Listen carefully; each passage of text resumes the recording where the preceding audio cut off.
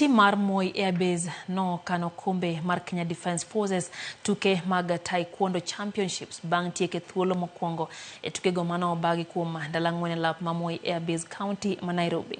Tukego noyo timbe 16 mowuok e kidienje duto mag jolweny ma tukego ne itiyo godo mar kwanyo jotugo mar tim mar Ulinzi Taekwondo. Faith Angor mawuok e kidieny mar 86 Ahmad Reke Battalion ARB mane otugo tuke mokwongo no rieny kendo kao loch e kidieny mar fin category.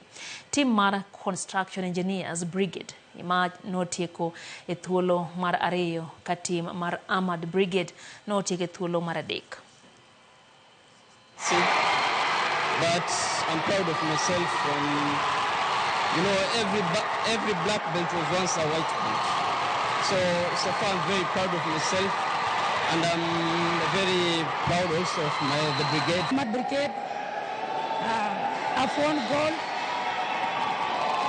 I'm really happy for this time.